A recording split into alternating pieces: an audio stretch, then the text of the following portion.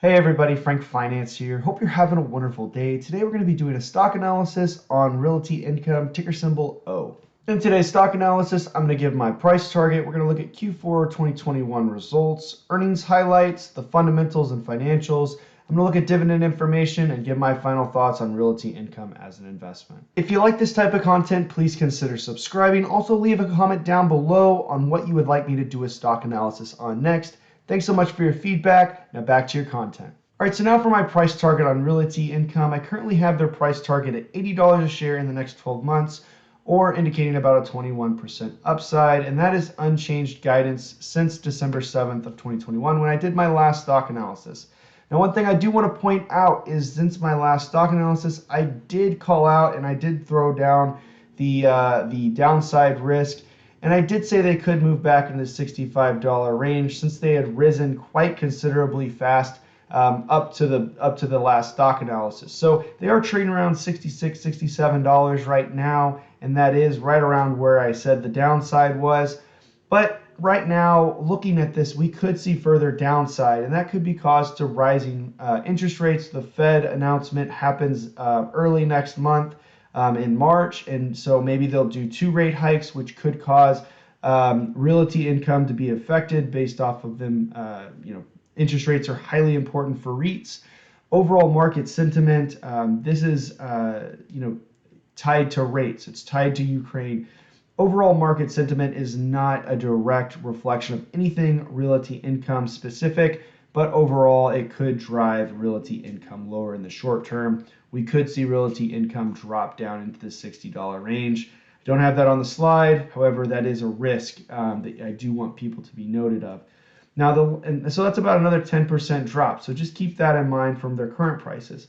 Now, again, I may in the next 3 months, depending on how things are moving, we may see that price target of mine get cut to 70 if we did see it drop to 60. So just keep that in mind. There is a considerable amount of risk with Realty Income right now and a lot of uncertainty. However, if you're in it for dividend investing, it is a good and consistent play there. Again, none of this is investing advice. Moving on into earnings results for Q4 of 2021, Realty Income reported funds from operation of 89 cents. They beat analyst expectations by 1 penny, about a beat by about 1%. On the revenue side, we saw a similar beat of about 1%. They reported $685 million of revenue, and they beat that estimate by 8.48%. So overall there, it was in line with analyst expectations, nothing too crazy here. Moving on into earnings highlights. So they gave 2022 funds from operations guidance in the range of $3.88 to $4.05. Versus consensus of $3.94. So right there, smack in the middle. As we move forward, we'll see if their guidance shifts to the upper side of that range or the lower side, and that'll be important moving forward. Now, 2021 growth of funds from operation was just 2.4%, but the good news is, even based off of the guidance that they gave above, that indicates their FFO growth normalized will be somewhere between 14 and 19% will be expected. So that's pretty decent growth rate there. On the occupancy side of their leases, it's at 98.5%.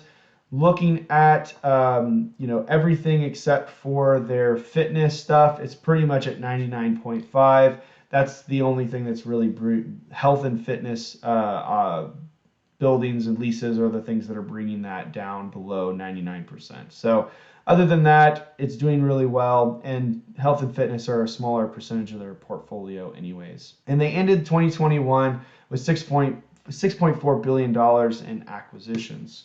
All right, moving forward, let's talk about some of the financials and fundamentals around Realty Income and what we need to be paying attention to moving forward.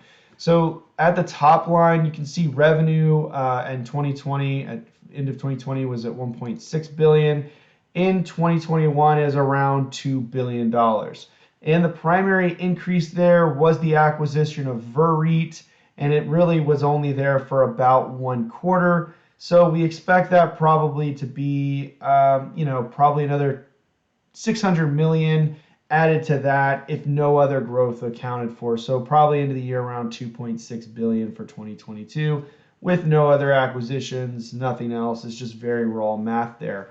So that's something you just want to keep a point on. But how do they fund these acquisitions? Well, they issue new shares, they issue debt, and they have been issuing shares lately, and so we want to pay attention to that. So you can see that one way that Realty Income has continued to grow their portfolio is by issuing new shares.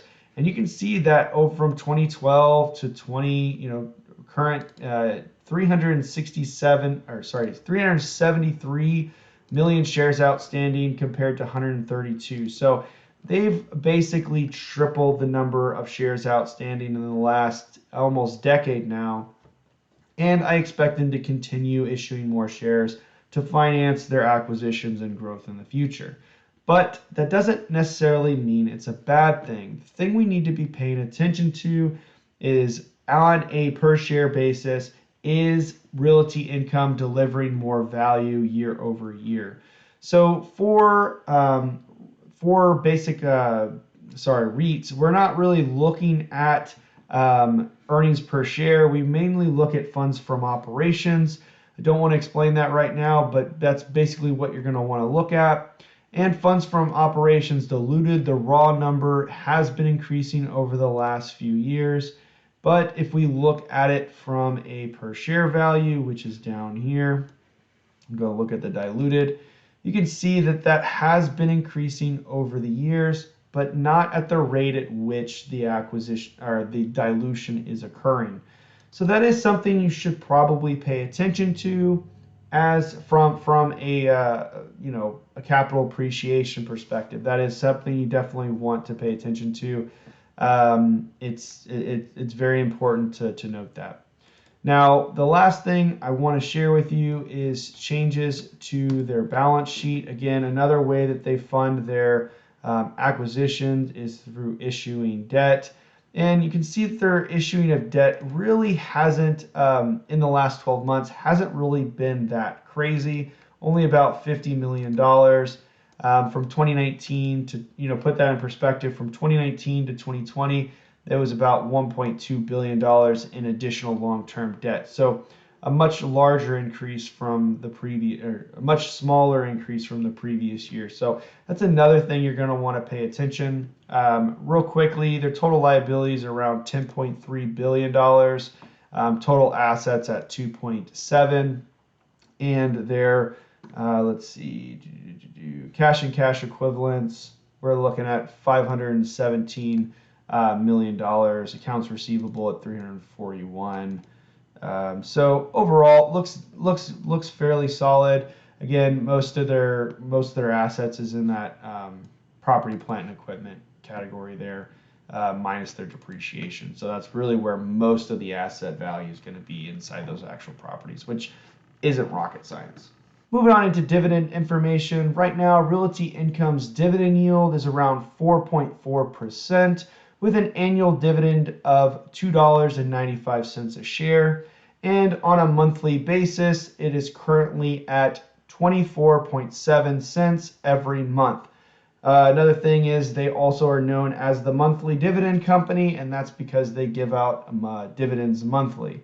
Now for a very brief business description, Realty Income is a real estate investment trust, or REIT for short. They recently acquired VerREIT, that had about 3,800 properties, and that added to the 6,500 O currently had. Now these numbers are a little bit old by probably 2 or 3 months, and I'm pretty sure they've added like 400 properties since then on top of that. So add another 400 onto that and you'll be in pretty close to the ballpark.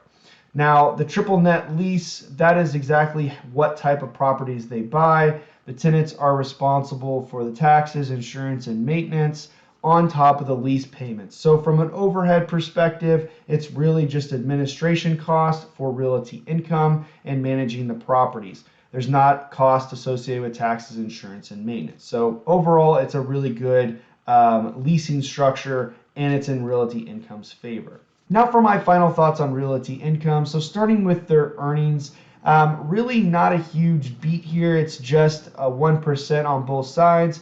I'm glad to see that we at least didn't miss expectations and we're right there in line with the guidance and what was expected. But with some of the macro things looming, like we have inflation, we have rate hikes, which are very important for REITs. And we also have some macro events that might cause some broader market selling, like Ukraine and Russia. And those things alone caused me some hesitancy with that $80 price target, to the point where I may just go ahead and say, look guys, that's probably not realistic. And I know I already put it earlier in the video, but I think it's just good to show the type of thinking that happens while I go through the stock analysis, so you see in real time what is happening as we go through it. So realistically, just kind of going through it off the top of my head, really what I'm probably going to adjust this to is, look, I think we do have a downside risk here of about 10% down to 60, and we probably only have an upside to 75 at the top there. I think it is going to be a push to get to $80 in the next 12 months based off of where we're at right now. It doesn't look like revenue growth is going to be quite substantial from a per share basis. And I don't, it just doesn't seem like a very good position if you're looking for capital appreciation. Now, moving on into just the dividend side of it all, if the stock does drop into, let's say, the 60, or God forbid it drops to 50 for whatever reason, it does offer a very good dividend yield for monthly income investors. And it has been consistent, and it has been, very consistent, and they have stayed true to it. The payout ratio has stayed pretty consistent, around 85, 86% over, at least of what I've been looking at. And it doesn't look like it's in danger at all. And their occupancy rates are high enough, and they didn't really see that big of an impact throughout the pandemic. In fact, they kept increasing dividends through the pandemic. So from a dividend investor's perspective, it's a pretty safe dividend. However, you could see, if you did invest now, you could see some capital depreciation on the stock price itself while still, again, getting that monthly dividend. So those are some things to be thinking about. It depends on what you're looking at Realty Income for. Whether it is a capital appreciation, I think there's some severe risk there. I shouldn't say severe. I think there's some considerable risk there. And from the dividend perspective, if you're looking for something consistent and monthly, it definitely has been secure over the historical period. But again, don't go chasing yield, because that'll just cause you nothing but problems. So keep those things in mind as you evaluate Realty Income for your portfolio. Again, none of this is financial advice. It is purely my opinion, and I'm giving you my thoughts to help you start to think about your investments yourself. Now, thank you so much for watching. I do videos on personal finance, investing, and stock analysis. If there's any type of content you'd like to see, leave it down in the comments below. Also, don't forget to hit that like button. Thank you so much for watching. My name is Frank Finance.